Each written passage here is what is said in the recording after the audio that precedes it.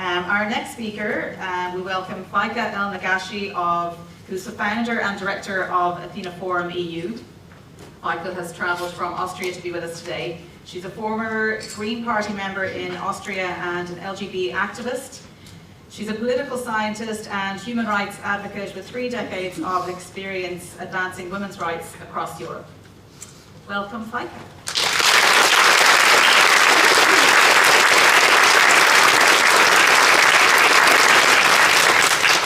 Good morning. Thank you so much. I truly wanted to start my presentation with a few words in Gaelic, but I didn't get past Mna Chill Vontan. So women of Wicklow, thank you so much for everything you're doing for women's rights.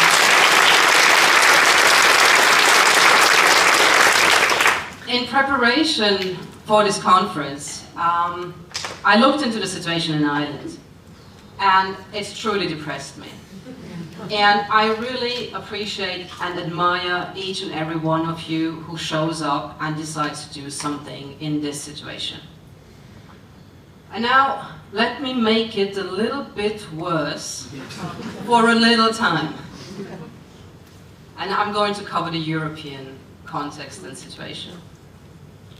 In a few months, on July 1st, Ireland will take over the rotating presidency of the Council of the European Union, also referred to as the presidency of the EU.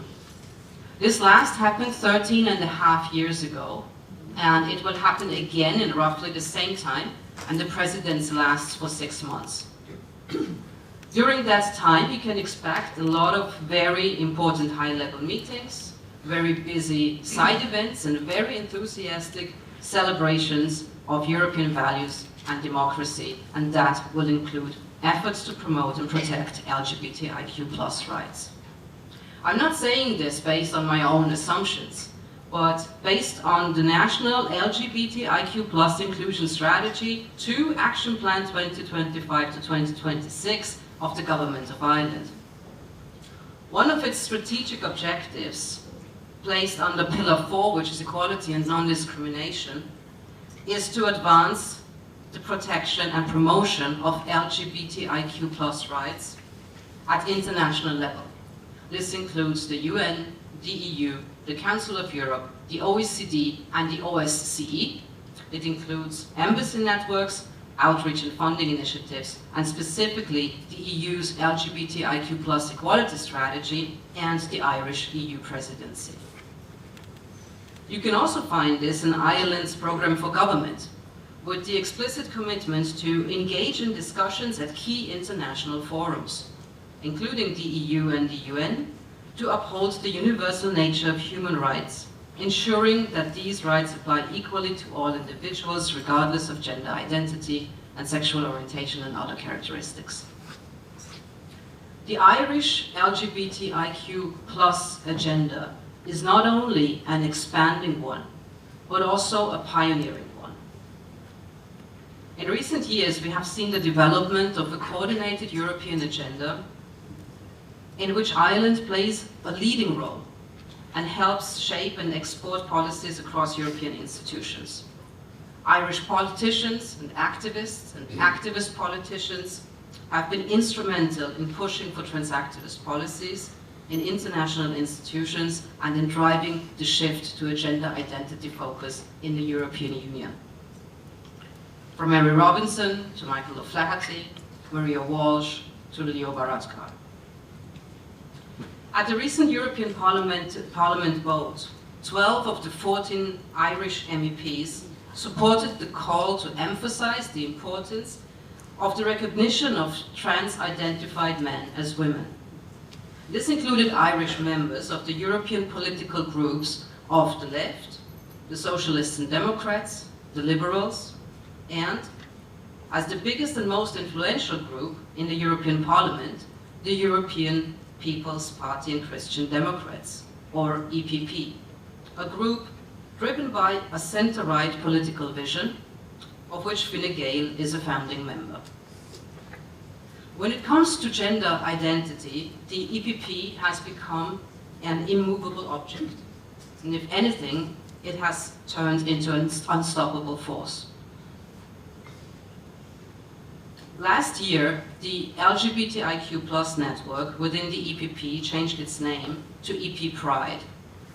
It is an associated entity within the EPP, with Fine Gael as one of its 10 members.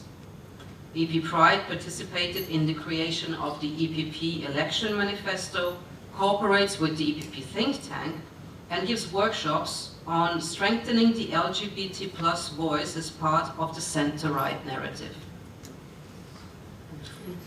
Meanwhile, Fianna Fáil, part of the European Liberal Renew group, contributes its part.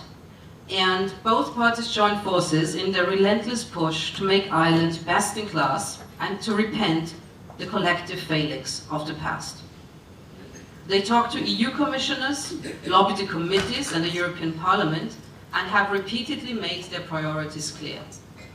Expansion of self-ID regulations to include minors and create the legal non-binary category. Comprehensive bans on conversion therapy. A proposal from 2018 in Ireland went so far as to include a global jurisdiction clause concerning Irish citizens abroad. The need to ensure equal recognition for families under Irish law, which means calling for surrogacy legalization nationally and internationally, and hate speech and hate crime laws. All of this comes with continued international advocacy, which is now aided by former Taoiseach Leo Varadkar, who holds a position as senior fellow in the global LGBTQI+ human rights program at Harvard Kennedy School, leading a project titled The Future of LGBTQI+ Rights in the European Union. Here, the trans activist demands transform into policy language and emerge shape-shifted as equality, citizenship, democracy, the rule of law, non-discrimination, inclusion, and values. For this, Varadkar will devise a baseline of rights and protections that every EU member state should aspire to, and will be meeting stakeholders across Europe equipped with connections, influence, reputation, and resources. In this framing, there are three aspects to particularly look out for. One is the burying of women's rights and violence against women in a linguistic and conceptual fog of gender and gender-based violence. Two is a focus on sexual and reproductive health and rights as a policy field, advancing the interests of a male sexual rights movement that disguises the exploitation of women through surrogacy as equality for rainbow families.